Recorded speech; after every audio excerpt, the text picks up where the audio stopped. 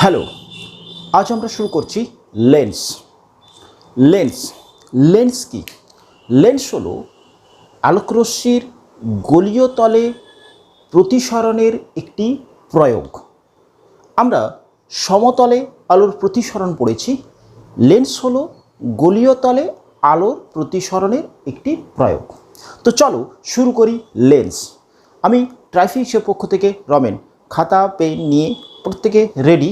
একদম প্রত্যেকটা জিনিস আস্তে আস্তে আস্তে আস্তে টুকে যাও এবং নোট তৈরি করে যাও। লেন্সের ক্লাসগুলো আমরা পুরোটা কমপ্লিট করব, 6টা ক্লাস নেব হয়তো, ঠিক আছে? তো চলো শুরু করি লেন্স। তো লেন্স কি? লেন্স লেন্স হলো গোলীয় তলে আলোর প্রতিসরণের প্রয়োগ। ওকে, তাহলে গোলীয় তলে আলোর প্রতিসরণ। আচ্ছা, এই গোলীয় তলে আলোর প্রতিসরণ কেমন হয় সেটা আমরা প্রথমত দেখব। গোলীয় তল কীরকম? না, একটা স্ফিয়ার, গোলক, তার থেকে একটি অংশ কেটে নিলাম, গোলক থেকে একটা অংশ কেটে নিলাম, তাহলে এই রকম অংশটা বেরোবো। এই যে অংশটা বেরোলো, এই দুটো অংশ, এইটা এবং এইটা, এটাকে একটা গোলীয় তলকে আমরা বলি উত্তল, আর এটাকে অবতল। খুব মন দিয়ে শোনো, একটা উত্তল এবং একটা অবতল বলবো। কখন উত্তল বলবো, কখন অবতল বলবো, দুটো একই রকমের দেখতে। এটা ভেতরের অংশ, কেন্দ্রের দিকে থাকে, এইটা বাইরের অংশ। ওকে, তাহলে ভেতরের এই পাশটা ভেতর, এই পাশটা বাইর গোলকের। আচ্ছা, এই অংশটা যখন লঘু মাধ্যমে থাকলো ভেতরের অংশ, এবং বাইরের অংশ যদি ঘন মাধ্যমে থাকে, প্রতিসরণ হয় কখন? দুটো আলাদা মাধ্যম। সমতলের ক্ষেত্রে এইরকম একটা তল ছিল, যার এই পাশটা একটা মাধ্যম ছিল, এই পাশে আর একটা ঘনত্ব মাধ্যম ছিল, আলোকীয় ঘনত্ব আলাদা ছিল, এটা এবং এটা। এক্ষেত্রেও একই রকম, এ পাশে একটি মাধ্যম আছে, এ পাশে একটি মাধ্যম আছে। এটা গোলীয় তল। যখন অভ্যন্তরে লঘু, বাইরের অংশে ঘন মাধ্যম থাকবে, এটা হতে পারে। আরেকটা কন্ডিশন হতে পারে, এই ভেতরের অংশে ঘন, বাইরের অংশে লঘু, তখন সেই তলটাকে কি বলবো? দুটো কিন্তু আলাদা আলাদা আছে। দেখো, এই গোলীয় অংশের এ পাশটা লঘু আছে, বাইরের অংশে হচ্ছে কি ঘন, এ পাশটা ভেতরের অংশে ঘন, বাইরের অংশে লঘু। এই অংশটাকে যখন ভেতরের অংশে লঘু থাকবে, বাইরের অংশে ঘন থাকবে, তখন আমরা সেই গোলীয় তলটাকে প্রতিসরণের ক্ষেত্রে বলবো অবতল, আর এক্ষেত্রে এইটাকে আমরা বলবো উত্তল। ক্লিয়ার হলো? অর্থাৎ একটি গোলীয় তলের ভেতরের অংশ যদি ঘন থাকে এবং বাইরের অংশ যদি লঘু থাকে, তাহলে সেইটাকে আমরা বলি উত্তল। একটি গোলীয় তলের ভেতরের অংশ লঘু, বাইরের অংশ ঘন থাকলে তাকে, সেই গোলীয় তলটাকে আমরা প্রতিসরণের ক্ষেত্রে বলবো অবতল। তাহলে উত্তল অবতল ক্লিয়ার হয়েছে? দেখো, আমরা ক্লাস 10-এর লেভেলে এইরকম অংশটি পড়ে, শুধু রেখে সিমিলারিটি আরেকটু ক্লিয়ারিটি দেওয়ার জন্য আমি বলি, ক্লিয়ারিটি দেওয়ার জন্য। চলো, আমরা পড়েছি কীরকম না, এইরকম অংশটাকে উত্তল বলেছিলাম, উত্তল বলেছিলাম, উভয় উত্তল। কীরকম ছিল দেখো, এটা কিসের তৈরি ছিল? এটা কাঁচ। এটা কোথায় রাখছো? ধরো বায়ুতে রাখছো। ওকে, বায়ুতে রাখছো। দেখো, তাহলে এই গোলীয়, এই প্রথমের এই অংশটা, এইটা গোলীয় তল, এই গোলীয় তলের এইটা ভেতরের অংশ, এটা বাইরের অংশ। বাইরের অংশ কি আছে? বায়ু। ভেতরের অংশে কি আছে? কাঁচ। তাহলে কাঁচ এবং বায়ুর মধ্যে কে ঘন? কাঁচ। তাহলে ভেতরের অংশ ঘন, বাইরের অংশ লঘু। ওকে, ভেতরের অংশ ঘন, বাইরের অংশ লঘু। এই তলটা, এই গোলীয় তলটা, এই গোলীয় তলটা। ওকে, তাহলে এটা কি তল বলবো? উত্তল। এবারে বলছি এটা একটা গোলীয় তল, এই গোলীয় তলের এইটা বায়ুতে আছে, তাহলে এটা কি মাধ্যম? লঘু। বাইরের অংশ, ভেতরের অংশ কি আছে? ঘন, তাহলে এইটাও উত্তল। ওকে, এবারে অ্যাজিউম করো যে তুমি ভাবছো এইরকম একটি লেন্স পড়েছিলে। দেখো, এই গোলীয় তলটার, এটা কাঁচের তৈরি হলে এটা বায়ু, এটা কাঁচ। এবারে বলো, এই গোলীয় তলের বাইরের অংশ, ভেতরের অংশ লঘু, বাইরের অংশ ঘন, কি হয়? উত্তল। এই গোলীয় তলটার কথা বলবো, এই গোলীয় তলটা, এটা লঘু মানে বায়ু আছে, এটা কাঁচ ঘন, তাহলে বাইরের অংশ ঘন, ভেতরের অংশ লঘু, তাহলে এটা কি মাধ্যম? এটা কি তল? গোলীয় তল, অবতল। তাহলে এটাকে আমরা বলেছ উভয় অবতল, উভয় অবতল, অবতল বলতাম। ক্লিয়ার হয়েছে? তাহলে উত্তল অবতল। এইটাকে এরকম প্রশ্ন ছিল, যদি এই অংশ এইটা দেখো, আরেকটু ক্লিয়ারিটি দিই উত্তল অবতল সম্পর্কে। দেখো এরকম একটা ছিল, এটা কিসের তৈরি? এটা ধরো বায়ু, বাইরে কি আছে? কাঁচ, অর্থাৎ কাঁচের মধ্যে এইরকম আকৃতির বায়ুর একটি তৈরি হয়েছে। তাহলে এইটা এখন কি? এই তলটা কি বলো? এই তলটা বলো। এই তলটা লঘু, ভেতরের অংশ লঘু, বাইরের অংশ ঘন, কি তল? এটা অবতল। দেখতে কিন্তু উত্তলের মতন, কিন্তু এটা মাধ্যমটা পরিবর্তন হয়ে যাওয়ার সাথে দেখো এটা কিন্তু অবতল। আবার দেখো এই গোলীয় তলটা, এটা কি? কাঁচ, মানে কি? ঘন। বাইরের অংশ, এই গোলীয় তলটা বাইরের অংশ ঘন, ভেতরের অংশ লঘু, তাহলে এটা কি তল? অবভিয়াসলি আবার অবতল। ওকে, তাহলে দেখো আমরা শুধুমাত্র মাধ্যমের অবস্থান ঘন লঘু কোথায় আছে, এটা ঘন, এটা লঘু, লঘু ঘন, সেরকম হিসাবে আমরা কিন্তু অবতল এবং উত্তল বলছি। ক্লিয়ার? তাহলে উত্তল অবতল সম্পর্কে আশা করা যায় ধারণা একদম স্পষ্ট। ওকে, তো চলো আসি পরের অংশে। তাহলে শিখলাম যে তল উত্তল না অবতল কিভাবে, বা উত্তল অবতল কোনটাকে বলছে সেটা শিখলাম। এবারে আসছি এই তলে প্রতিসরণ কেমন হয়। চলো নোট ডাউন করে নিয়েছো, ক্লিয়ার করি, তারপরে আমরা আসছি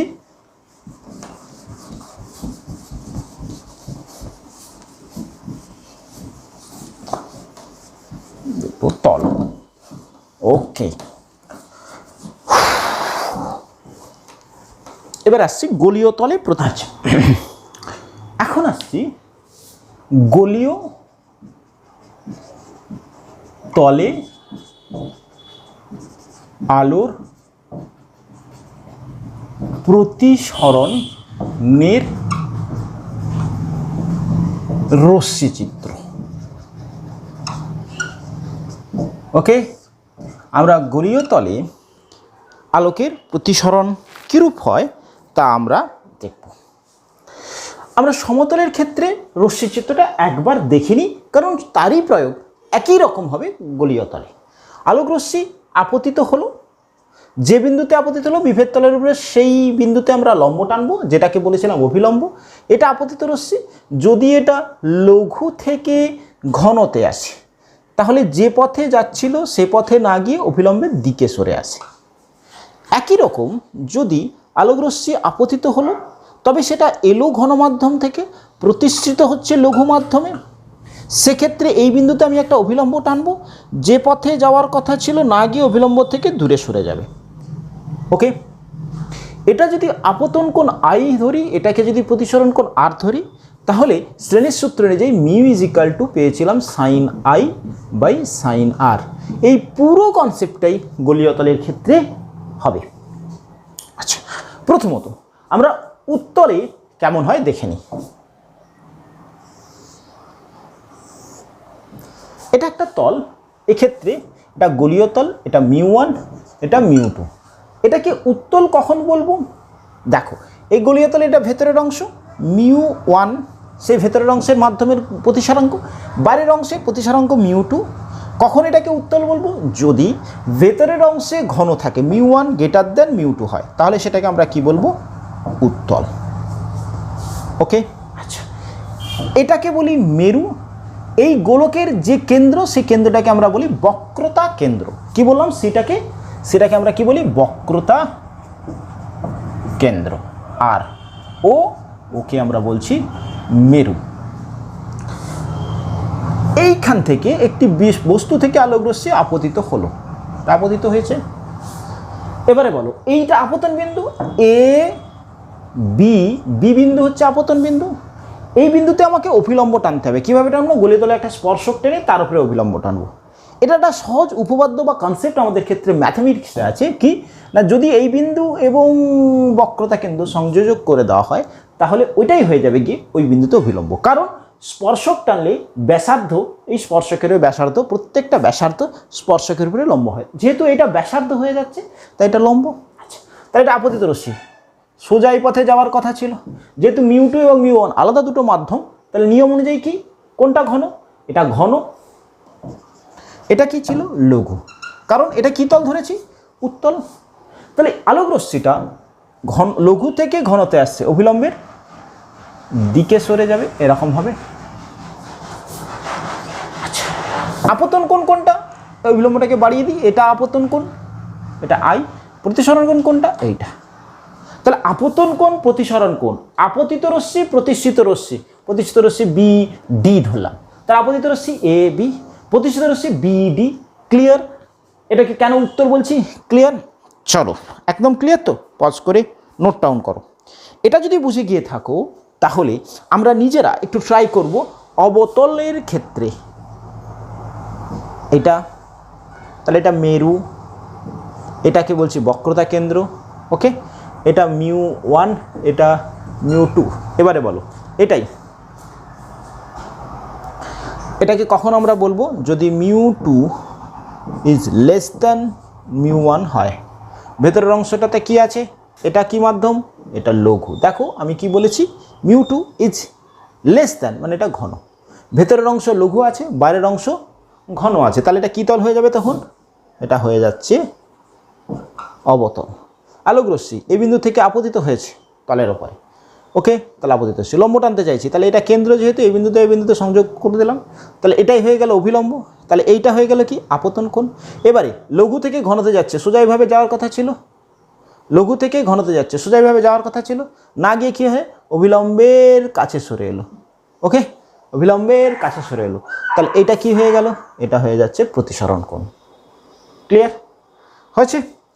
এইবার শুধু যে এই কনসেপ্টেই হবে বা এটাই হবে এটা নাও হতে পারে, যদি আলোক রশ্মি বস্তুটা এখানটা না থেকে এই পাশটাও তো থাকতে পারতো, হতে পারতো বস্তুর অবস্থান এদিকেও, তখনও কিন্তু চিত্রটা কেমন হবে আশা করি ক্লিয়ার। ধরো বস্তুটা এখানে আছে, তাহলে এখান থেকে এদিকে কেমন হবে, দুটো মাধ্যম কেমন হয়, ঘন থেকে লঘু, অভিলম্ব কেমনভাবে টানবে, এবং সেক্ষেত্রে কি হবে, অভিলম্ব দিকে সরে আসবে না দূরে সরে যাবে, সেটা নির্ভর করছে কোন মাধ্যম থেকে কোন মাধ্যমে যাচ্ছে তার উপরে। তাহলে উত্তল এবং অবতল এই দুটো গোলীয় তলের ক্ষেত্রেই আমরা দেখলাম যে আলোক রশ্মি কীরকম করে গতিপথে যাচ্ছে এবং তার রশ্মিচিত্র আমরা অঙ্কন করলাম। আশা করি এতটা পর্যন্ত ক্লিয়ার হয়েছে। নোট ডাউন করো। এখন আমরা আসব, ওকে, এখন আমরা আসব যে আমরা এর ক্ষেত্রে দেখেছি যে একটি সমতলে আলোকরশ্মি প্রতিসরণ ঘটলো, একটি সমতলে আলোকরশ্মির প্রতিসরণ ঘটলো, সেই প্রতিসরণের ফলে আলোকরশ্মিটার বস্তু এবং প্রতিবিম্বের অবস্থান সংক্রান্ত আমরা সমীকরণ পেয়েছিলাম, আপাত অবস্থান প্রকৃত অবস্থান নিয়ে সম্পর্ক পেয়েছিলাম, অর্থাৎ বস্তু দূরত্ব এবং প্রতিবিম্ব দূরত্বের একটি সম্পর্ক সমতলের ক্ষেত্রে পেয়েছিলাম। এরকম সম্পর্কটা পেয়েছিলাম, কি বলেছিলাম, আপাত অবস্থান, আপাত সরণ এটাকে বলেছিলাম, বাই প্রকৃত দূরত্ব। আপাত দূরত্ব মানে বস্তু দূরত্ব নয়, প্রকৃত দূরত্ব বস্তু দূরত্ব, এদের মধ্যে সম্পর্ক ছিল প্রতিসারাঙ্ক। এবারে বস্তুটা ঘন বা লঘু হিসাবে প্রতিবিম্বের দূরত্ব এবং বস্তু দূরত্বের একটা সম্পর্ক পেয়েছিলাম। এটা কী রকমের, একটি সমতলের ক্ষেত্রে। ঠিক এই রকম জাতীয় আমরা গোলীয় তলে, হেডলাইন দাও, গোলীয় তলে বস্তু ও প্রতিবিম্ব দূরত্বের সম্পর্ক, এটাকে আমরা গাউসের সূত্রও অনেক সময় অনেক বইয়েতে ডিডাকশানে দেওয়া থাকে, গাউসের সূত্র, ওকে। গোলীয় তলে বস্তু এবং প্রতিবিম্বের দূরত্বের সম্পর্ক আমরা উত্তল তলে ক্ষেত্রে দেখিয়ে দিই। দুটো তলের ক্ষেত্রেই একই হবে, উত্তল তলের ক্ষেত্রে দেখাবো। চলো,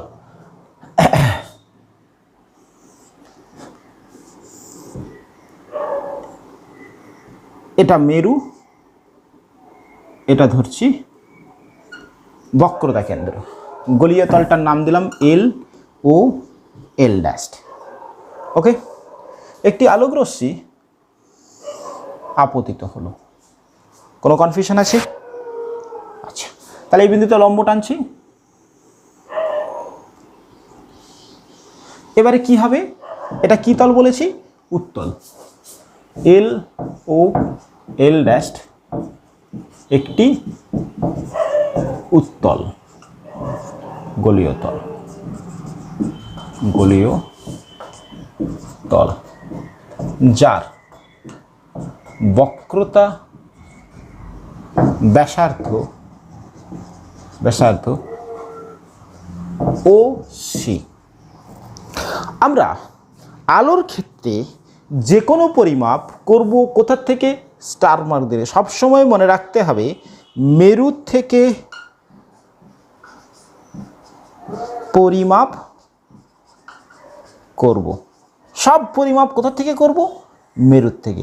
তাহলে বক্রতা ব্যাসার্ধ, এটা বক্রতা কেন্দ্র ও সি লিখেছি, ও সি, সিও নয় কিন্তু, ও সি, ও থেকে সি এর দিকে বক্রতা ব্যাসার্ধ ও সি লিখেছি সমান আর। ঠিক আছে, এক্ষেত্রে এই গোলীয় তলের ওপরে একটি বস্তু অবস্থান করছে পি বিন্দুতে। পিতে বস্তু আছে। বস্তু দূরত্ব তাহলে কি লিখবে বলো? বস্তু দূরত্ব কি লিখবে? পিও না, কি বলেছি? মেরুর থেকে, that is O P is equal to U, বস্তু দূরত্ব you.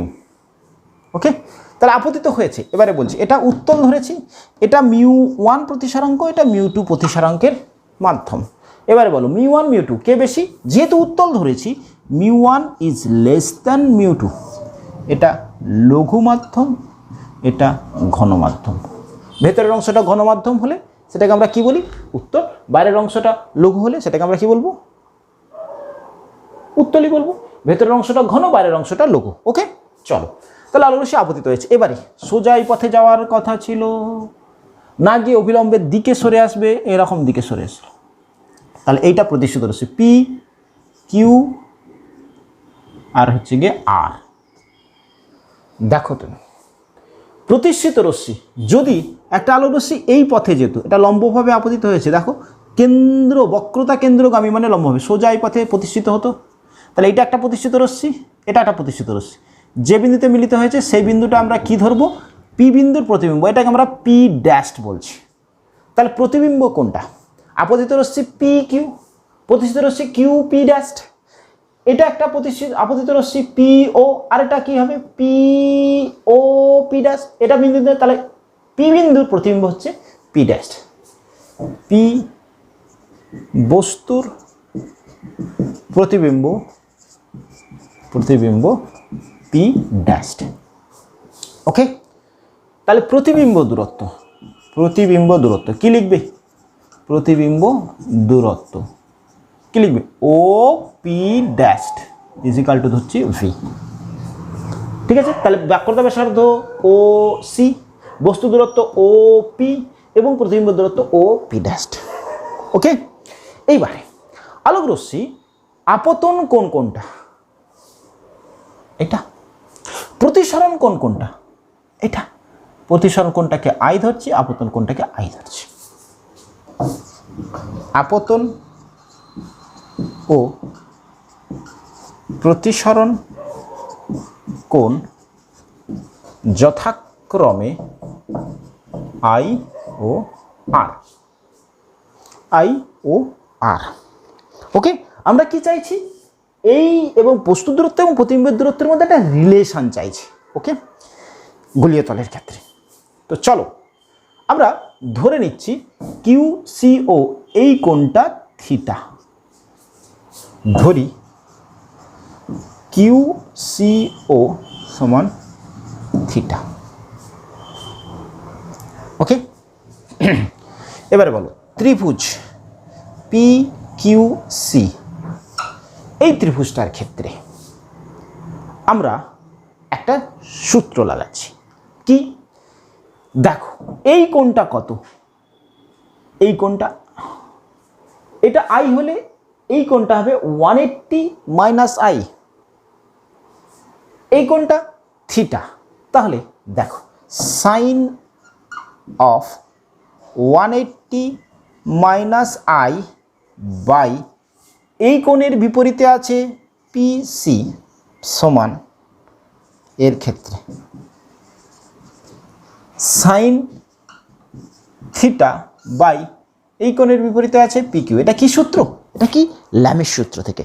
Sign of angle by তার কোণের বিপরীতের এদের অনুপাতটা সর্বদা ধ্রুবক হয়। তাহলে sine of 180 minus I by PC সমান sine of theta is equal to এই কোণের বিপরীতে আছে পিকিউ। ওকে, একই রকম এই স্টেপটাতে আমরা সাইন 180 মাইনাস আইটাকে আমরা লিখতে পারি সাইন আই, এইটাকে আমরা নিচে নিয়ে চলে এলাম সাইন থিটা ইজিক্যাল টু পাচ্ছি পিসি বাই পিকিউ। ওকে, এবারে আরেকটা ত্রিভুজ, ওই একই কনসেপ্ট লাগাচ্ছি, ত্রিভুজ P dash Q C, P dash Q C. দেখো সাইন অফ আর সমান C P dash by C P dash সমান এই অ্যাঙ্গেলটা কত? এটা থিটা হলে এটা 180 মাইনাস থিটা, তাহলে সাইন অফ 180 মাইনাস থিটা ওই কোণের বিপরীতে কি আছে? Q P dash, Q P dash. Okay, Q P dash. ঠিক আছে, তো চলো এটাকে আমরা কিরকম করে লিখি। সাইন অফ আর বাই এটা সাইন 180 মাইনাস থিটা মানে sine theta, sine theta is equal to এটা উপরে উঠছে C P dash by Q P ড্যাস্ট।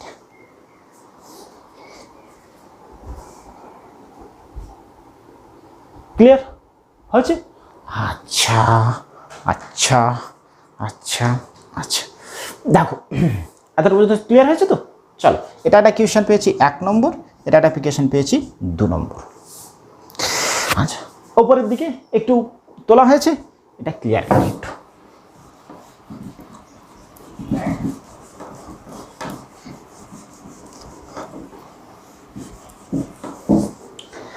আমরা শ্রেণীর সূত্র লাগাচ্ছি, শ্রেণীর সূত্র লাগিয়ে পাই প্রতিসরণের ক্ষেত্রে শ্রেণীর সূত্র, শ্রেণীর সূত্র প্রয়োগে পাই কি পাই?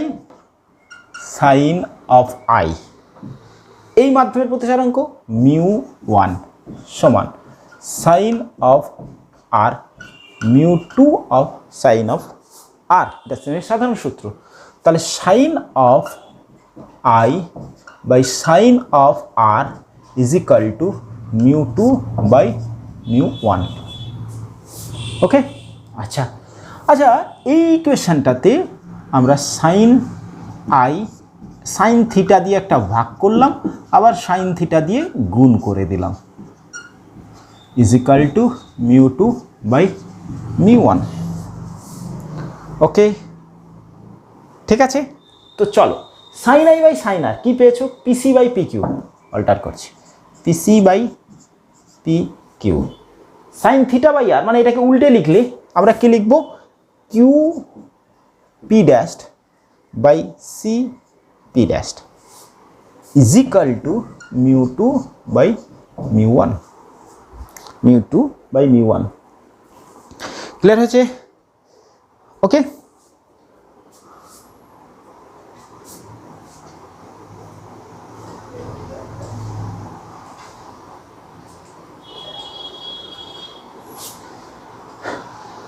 দেখো ঠিক আছে ঠিক আছে। আচ্ছা চলো নিচেরটা মুছি, নিচেরটা মুছি।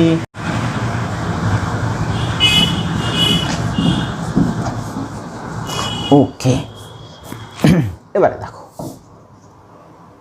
μ1 into PC by P Q is equal to μ2 of Q P dash by CP, না sorry sorry sorry C P dash by Q P dash multiple হয়েছে এই স্টেপ থেকে এই স্টেপ। ক্লিয়ার? এবারে দেখি আমরা পিসি μ1 পিসি পিসি এটাকে লিখছি OP plus OP dash O P plus O P dash পিসিকে লিখতে পারি কিনা বলো? PC PC sorry sorry sorry O P আর ও সি, ও পি আর O C, okay okay. P Q এটা যদি এটা খুব কাছে আপতিত হয়, খুব কাছে মেরুর কাছাকাছি, তাহলে আমরা লিখতে পারি এই পি কিউটাকে PO. P Q is equal to OP আমরা লিখতে পারি, এটাকে ওপি দিয়ে লিখে আমাদের বোঝার সুবিধার জন্য। নিয়ার ইকুয়ালস টু ওপি, খুব কাছাকাছি আপতিত হলে OP is equal to mu two CP dash. CP dash এটাকে আমরা লিখতে পারি, দেখো O P dash minus OC, দেখো O P dash minus OC করলে সিপি ড্যাশ কিউপি ড্যাশ এটাকে আমরা লিখতে পারি ও পি ড্যাশ, খুব কাছে হলে ও পি ড্যাশ, ওকে। এবারে ওপি এটা কি বলেছিলাম? বস্তু দূরত্ব μ1 ইউ। এবারে সাইন ডিরেকশনটা আরেকবার সাইন হিসাবে লিখতে হবে। কীরকম? আমরা পড়েছিলাম দূরত্ব পরিমাপ করব সর্বদা কোথা থেকে? মেরুর থেকে। এবারে আপতিত রশ্মির অভিমুখে পরিমাপ করলে পজিটিভ, বিপরীতে নেগেটিভ। এটা শিখে এসেছি, আলোক রশ্মির সাইন ডিরেকশানে ছিল এরকম। কি শিখেছি? আমরা যদি আপতিত আলোক রশ্মির দিকে গিয়ে পরিমাপ করি তাহলে সেটাকে আমরা পজিটিভ ধরবো, আর যদি বিপরীতে পরিমাপ করি, অভিমুখের বিপরীতে, আপতিত আলোক রশ্মির অভিমুখের বিপরীতে, তাহলে সেটাকে আমরা ধরবো নেগেটিভ। তাহলে এক্ষেত্রে দেখো ওপি আপতিত আলোক রশ্মির অভিমুখ, এটা পরিমাপ করছি ওপি, তাহলে এইটা ওপিটা কি লিখবো? মাইনাস ইউ, ওকে। বস্তু দূরত্ব, প্রতিবিম্বের দূরত্ব ওপি ড্যাশ, আপতিত আলোক রশ্মি এদিকে, মাপছি ওদিকে, দ্যাট ইজ প্লাস ভি। এবারে বলছি বক্রতা ব্যাসার্ধ ও সি ইজ ইকাল টু আপতিত আলোক রশ্মি এদিকে, এই যে আপতিত আলোক রশ্মি এদিকে যাচ্ছে, O C that is also positive. Sign ডিরেকশনটা মোস্ট ইম্পর্ট্যান্ট। তাহলে minus U plus R by minus U is equal to mu two by OP dash V minus R by V, okay. তো পরের স্টেপে আমরা কি লিখব? আমরা লিখব mu one into 1 minus R by U is equal to mu 2 of 1 minus r by v. Clear? mu দিয়ে গুণ করে দাও, mu 1 minus mu 1 r by u is equal to mu 2 minus mu 2 r by v.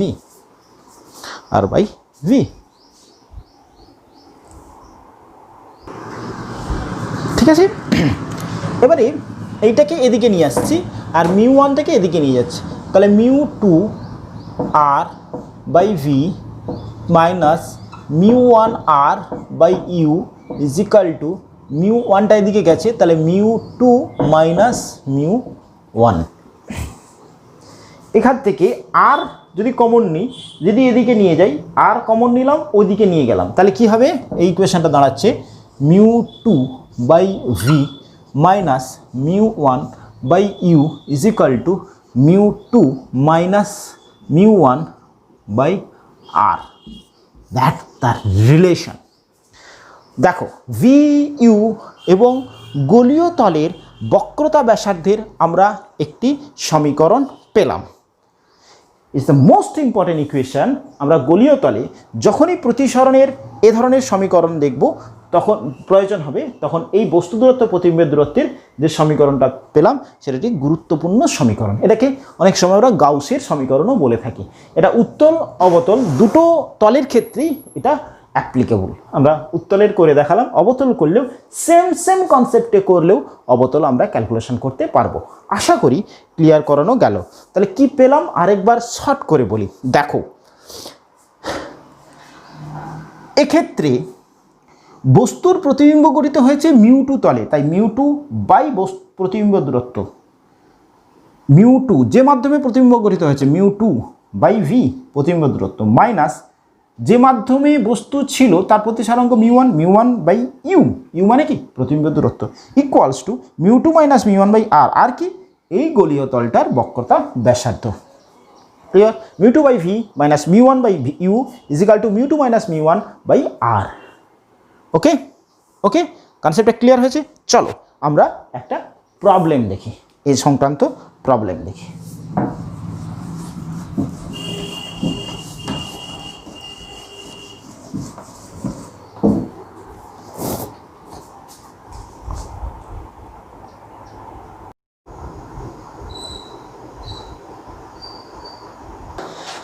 ওকে, তো দেখো কি বলা হচ্ছে, বলা হচ্ছে যে 10 সেমি ব্যাসার্ধের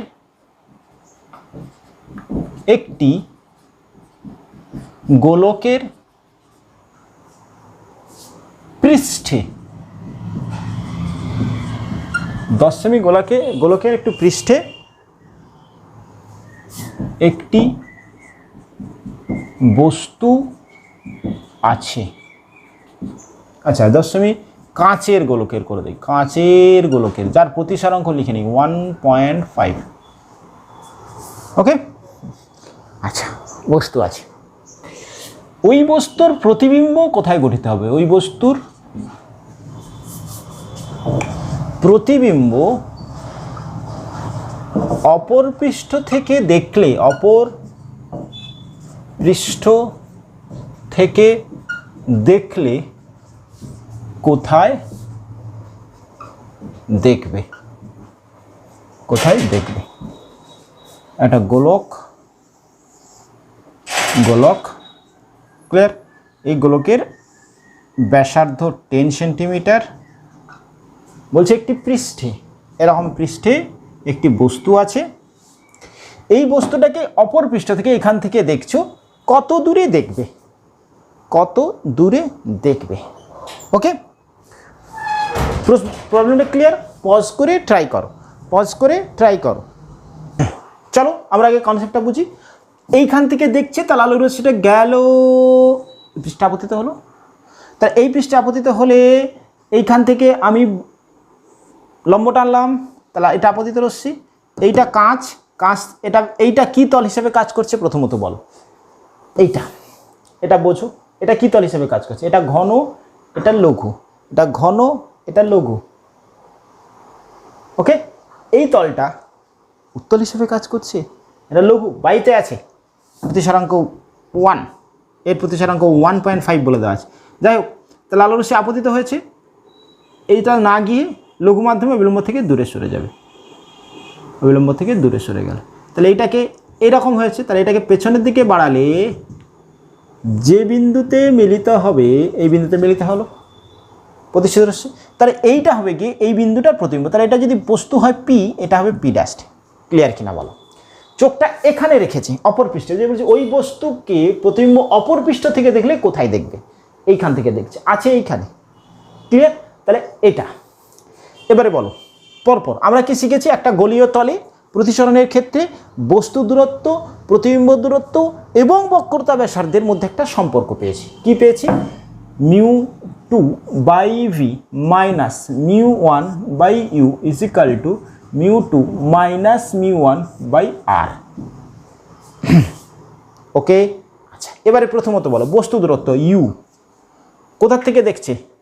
এই গোলীয় তলটা, তার এইখান থেকে, এটা ও, এগুলো এখান থেকে এই দূরত্বটা ইউ হচ্ছে ও পি। কতটা দূরত্ব? O P. আলোর রশ্মি যাচ্ছে কোন দিকে? এদিকে। মাপছো কোন দিকে? বিপরীতে। তাহলে মাইনাস এখান থেকে এই দূরত্বটা কত? 10 + 10 দ্যাট ইজ 20 সেমি। ক্লিয়ার হয়েছে? ক্লিয়ার হয়েছে? আচ্ছা এবারে আমরা আর বক্রতা ব্যাসার্ধ এই তলে, তাহলে ও এটা যদি সি ধরি তাহলে ও সি বলো ও সি আলোর রশ্মি আপতিত আলোর রশ্মির দিকে গিয়ে মাপছো না বিপরীতে গিয়ে মাপছো? আলোর রশ্মির বিপরীতে গিয়ে মাপছো, বিপরীতে গিয়ে মাপছো, তাহলে -10 সেমি। এবারে বলো আমাকে μ2 অর্থাৎ μ1 কি দেওয়া আছে, কত দেওয়া আছে? μ1 আলোক রশ্মি কোন মাধ্যমে প্রতিষ্ঠিত হচ্ছে সেই মাধ্যমের প্রতিসারাঙ্ক কত? μ2 কোন মাধ্যমে যাচ্ছে? যে মাধ্যমে প্রতিবিম্ব গঠিত হয়েছে সেই মাধ্যমে প্রতিসারাঙ্ক 1। μ1 কোন মাধ্যমে বস্তু আছে? কাঁচের মাধ্যমে, তাহলে তার প্রতিসারাঙ্ক 1.5। এটা ক্লিয়ার? আমরা কি বলেছি এই যে μ2 প্রতিবিম্ব যে মাধ্যমে গঠিত হয়েছে কোন মাধ্যমে তার প্রতিসারাঙ্ক কোথায়? দেখো বায়ুতে গঠিত হয়েছে। μ1 যে মাধ্যমে বস্তু আছে কাঁচের মধ্যে, তার প্রতিসারাঙ্ক কত? 1.5। আমাকে ফাইন্ড আউট করতে হবে v সমান কত। ওকে, তো চলো ইকুয়েশনে বসাই। তাহলে 1/v minus 1.5 by -20 is equal to 1 minus 1.5 by R মানে -10। ওকে,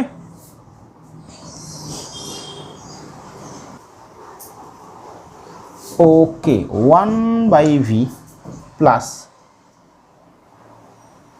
15/200 ইজ ইকাল টু 0.5 মাইনাস 0.5 10, তাহলে 0.5/10। আচ্ছা 1.5 ইজ ইকাল টু 0.5 5/100 মাইনাস 15/200, এদিক থেকে এদিকে গেলে মাইনাস, লসাগু হচ্ছে 200, এটা গুণ করলে 10 মাইনাস 15, তাহলে that is equal to -5/200 is equal to -1/40, that is V is equal to -40, তাহলে V is equal to -40 centimetre, V is equal to -40 centimetre. Okay, তাহলে প্রতিবিম্ব কোথায় দেখবে না এই পৃষ্ঠ থেকে ও থেকে এই ওপি ড্যাশ ইজ ইকাল টু 40, এদিকে মাপছি বলে বস্তুটা তার বিপরীত পৃষ্ঠে গঠিত হচ্ছে বলে দ্যাট ইজ মাইনাস ইন্ডিকেট, যদি এ পাশে গঠিত হতো +40 হতো। ক্লিয়ার হয়েছে? তাহলে বস্তু দূরত্ব প্রতিবিম্বের দূরত্ব কত হলো 40 উইথ মাইনাস মানে অপর পৃষ্ঠের দিকেই গঠিত হবে 40 সেন্টিমিটার দূরে। তাহলে উত্তরটা কি লিখবে? বস্তুর প্রতিবিম্ব অপর পৃষ্ঠের দিকে 40 সেমি দূরে গঠিত হবে। ওকে, ক্লিয়ার? চলো আসি পরের প্রবলেমে। একটি পাত্রে জল রাখলে তার তল অবতল হলো। জল না থাকলে আপতিত রশ্মি 10 সেমি দূরে মিলিত হয়। এরকম একটা পাত্র, একটা আলোক রশ্মি উপরিতল থেকে এরকম 10 সেমি দূরে মিলিত হয়, উপরিতল থেকে 10 সেমি দূরে মিলিত হয়। ওকে, 10 সেমি দূরে মিলিত হচ্ছে। এবারে বলছি যদি জল ঢেলে দেওয়া হয় তার তলটা অবতল হয়, যার বক্রতা ব্যাসার্ধ বলে দেওয়া হচ্ছে ধরো 44 সেমি, অবতল হলে তার বক্রতা ব্যাসার্ধ হচ্ছে 44 সেন্টিমিটার। জল থাকলে দূরে মিলিত হয়, জল থাকলে আপতিত রশ্মি কোথায় মিলিত হবে? আপতিত রশ্মি কোথায় মিলিত হবে, এটা হলো প্রশ্ন। অর্থাৎ এর তলটা যদি এই রকম হয়, অবতল হয়, দেখো এটা বায়ু থাকছে, অবতল হলে এইরকম হবে, এটা জল।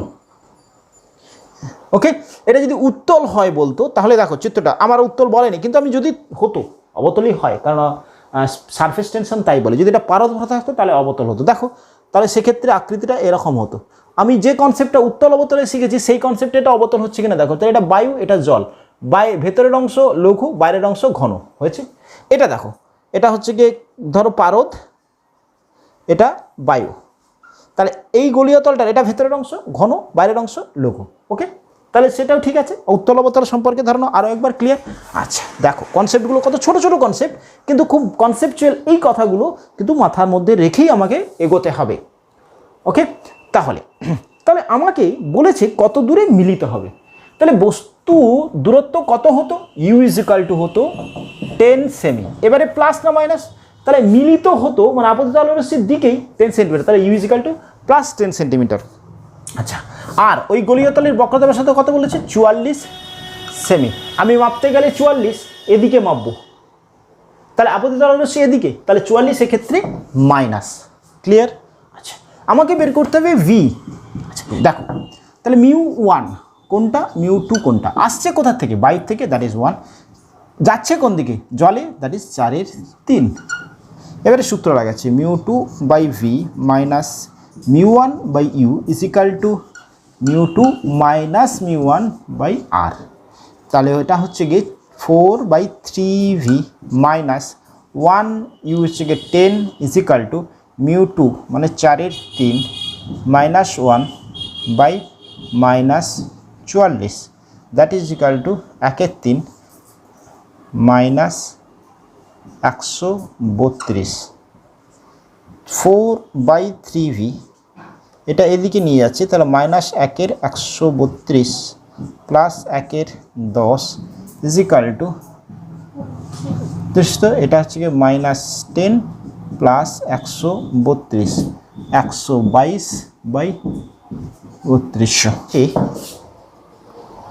1/v ইজ ইকাল টু, এটা এদিকে চলে যাচ্ছে, তাহলে কি হচ্ছে 122 ইন্টু 3/1320 ইন্টু 4, তাহলে v সমান দাঁড়াচ্ছে 1320 ইন্টু 4/122 ইন্টু 3। ওকে, এটা কাটছে 4 4 0। আচ্ছা, এটা কাটছে 2 2 6 1 61। আচ্ছা চলো, এটা তাহলে দাঁড়াচ্ছে 880/61।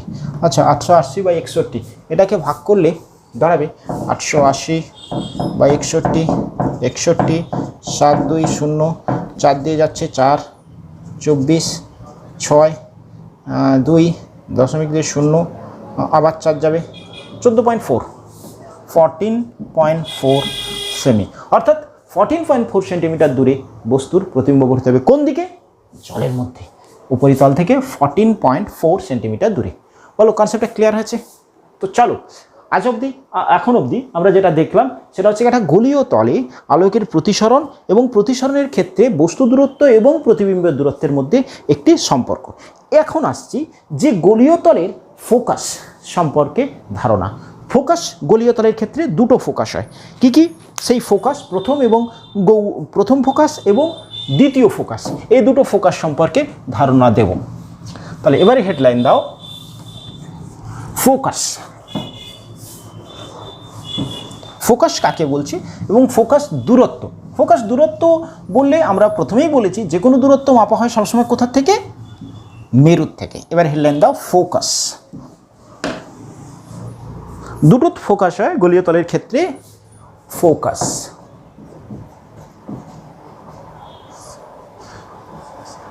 প্রথম মুখ্য ফোকাস, প্রথম মুখ্য ফোকাস এবং দ্বিতীয় মুখ্য ফোকাস। ওকে, প্রথম মুখ্য ফোকাস, দ্বিতীয় মুখ্য ফোকাস, দুটো তল পড়েছি, একটা উত্তল এবং অবতল। প্রথম মুখ্য ফোকাস কি বলবি? প্রথম মুখ্য ফোকাস হচ্ছে উত্তল চাহে অবতল, এই দুটো তলের ক্ষেত্রে আলোকরশ্মি প্রতিসরণের পর যদি সমান্তরাল হয় তাহলে তারা যে বিন্দু থেকে আসছে বা যে বিন্দু গামী ছিল সেই বিন্দুটাকে আমরা বলবো ফোকাস, সেই বিন্দুটাকে আমরা বলবো ফোকাস। এই বিন্দুগামী ছিল,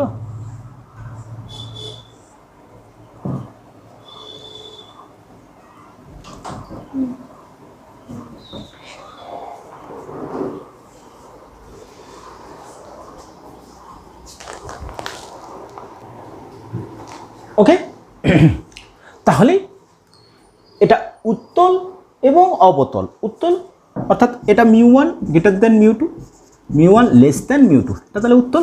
আর এটা যদি μ1 এবং এটা μ2 হয় তাহলে μ1 লেস দেন μ2, একই। তাহলে এটা উত্তল, এটা অবতল। দেখো এটা ভেতরের অংশ, এটা বাইরের অংশ, ওকে। যখন প্রতিষ্ঠিত হওয়ার পর কোনো গোলীয় তল থেকে তারা যদি সমান্তরাল হয়, তখন উত্তল তলের ক্ষেত্রে যে বিন্দু থেকে আসছে বা অবতল তলের ক্ষেত্রে যে বিন্দুতে না থাকলে আপতিত হতো, সেই বিন্দুটাকে আমরা বলি প্রথম ফোকাস। মনে রাখবে কি না, প্রতিসরণের পর রশ্মিটা কেমন হলো, সমান্তরাল হলো। তাহলে উত্তলের ক্ষেত্রে যে বিন্দু থেকে আসছে, অবতলের ক্ষেত্রে না থাকলে যে বিন্দুতে মিলিত হতো, সেই বিন্দুটাকে আমরা বলি প্রথম মুখ্য ফোকাস। দ্বিতীয় মুখ্য ফোকাস আবার রাখি, এটা উত্তল, এটা অবতল, সমান্তরালভাবে আপতিত হলো। কিরকম আপতিত রশ্মিটা কেমন, সমান্তরাল। μ1 μ2 μ1 লেস দ্যান μ2, একই রকম এটা μ1 এটা μ2, এক্ষেত্রেও μ1 লেস দ্যান μ2। কনসেপ্টটা আশা করি ক্লিয়ার উত্তর অবতলের ক্ষেত্রে। তাহলে আপতিত রশ্মি কেমন, এটা আপতিত রশ্মি।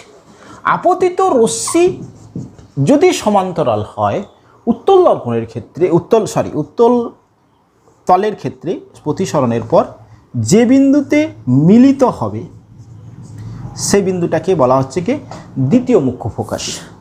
অবতলের ক্ষেত্রে প্রতিসরণের পর যে বিন্দু থেকে আসছে বলে মনে হবে, সেটাকে আমরা বলছি দ্বিতীয় মুখ্য ফোকাস।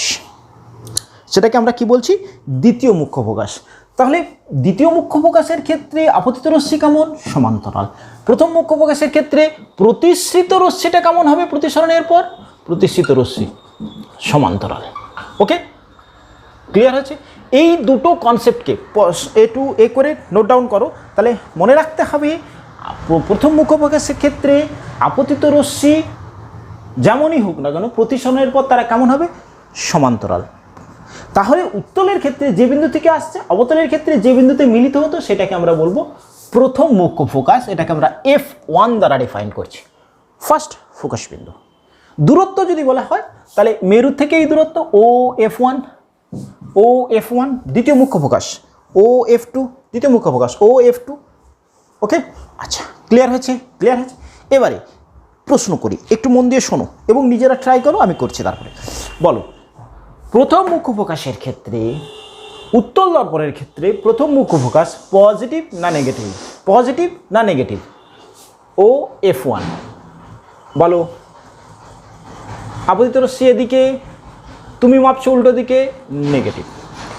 এটার ক্ষেত্রে অবতলের ক্ষেত্রে আপতিত রশ্মি এদিকে, আপতিত রশ্মির অভিমুখ এদিকে, তুমি মাপছো সেম দিকে, পজিটিভ। কাজে লাগাবো এটা। আচ্ছা, দ্বিতীয় মুখ্য ফোকাসের ক্ষেত্রে, উত্তলের ক্ষেত্রে পজিটিভ না নেগেটিভ? আপতিত রশ্মি এদিকে, তুমি মাপছো OF2, পজিটিভ। এটার ক্ষেত্রে আপতিত রশ্মির অভিমুখ এদিকে, তুমি মাপছো বিপরীতে, দ্যাট ইজ নেগেটিভ। তাহলে অবতল দর্পণের ক্ষেত্রে, অবতল তলের ক্ষেত্রে প্রথম ফোকাস দূরত্ব পজিটিভ, দ্বিতীয় ফোকাস দূরত্ব নেগেটিভ। উত্তলের ক্ষেত্রে প্রথম ফোকাস দূরত্ব নেগেটিভ, দ্বিতীয় ফোকাস দূরত্ব পজিটিভ। ক্লিয়ার? অর্থাৎ F1 এর ক্ষেত্রে নেগেটিভ, F2 এর ক্ষেত্রে পজিটিভ। এর ক্ষেত্রে F1 positive, F2 negative. Note করো, নোট করো। আচ্ছা, এই দুটো ফোকাসের মধ্যে দূরত্ব আমরা এই মধ্যে সম্পর্ক নির্ণয় করব। হেডলাইন দেবে, প্রথম মুখ্য ফোকাস এবং দ্বিতীয় মুখ্য ফোকাসের মধ্যেকার সম্পর্ক।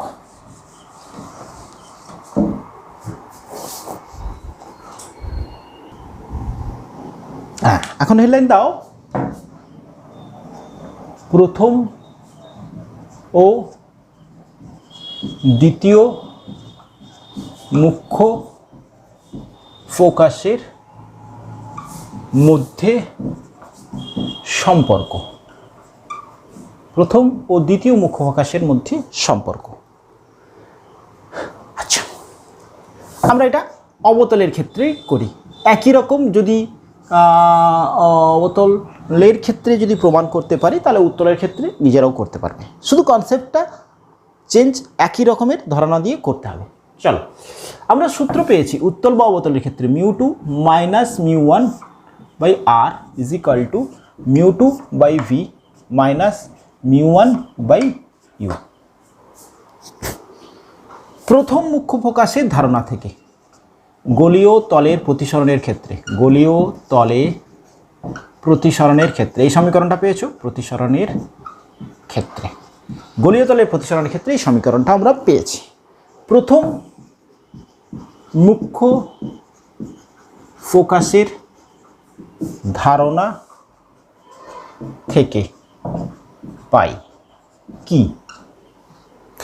কোন ক্ষেত্রে? অবতলের ক্ষেত্রে প্রমাণ করছে। প্রথম মুখ্য ফোকাস, এটা রশ্মিটা কেমন হয়ে যাবে? সমান্তরাল হয়ে যাবে। তাহলে আসছিল এই রকমে। আচ্ছা, এটা আপতিত রশ্মি। ওকে, এক্ষেত্রে বস্তু কোথায়?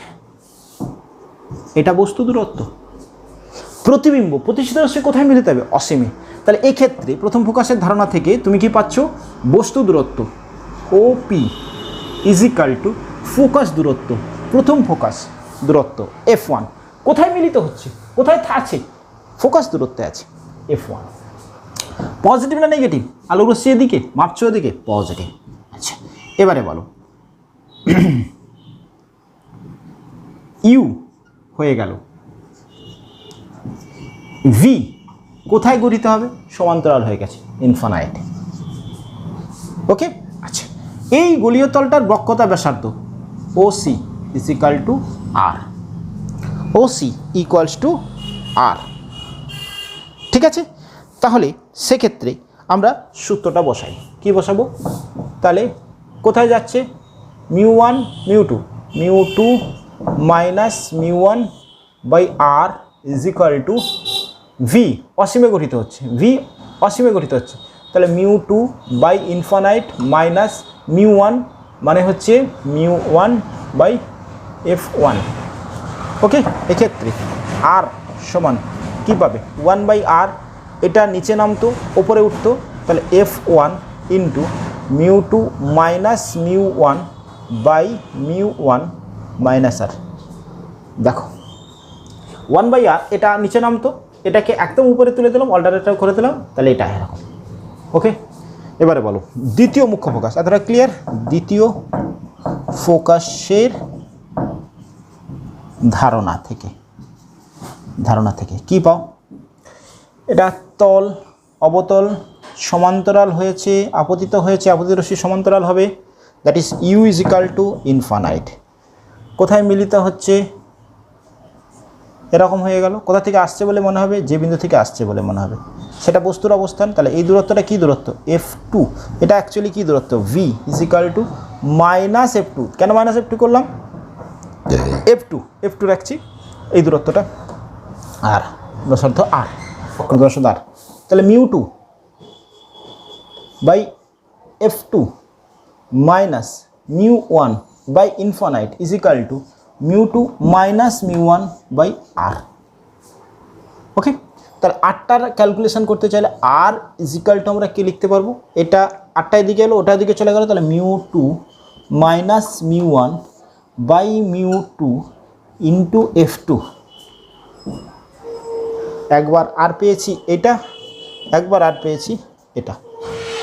ওকে, তাহলে আর পেলাম। চলো এবারে আসছি যে এই দুটোকে সমান করছি, এই দুটোকে সমান করছি। কোন দুটোকে? দুটো আরই সমান, দুটো আরকে সমান করছি। তাহলে একবার আর পেয়েছি minus F1 μ2 minus μ1 by μ1 is equal to F2 μ2 minus μ1 by mu two.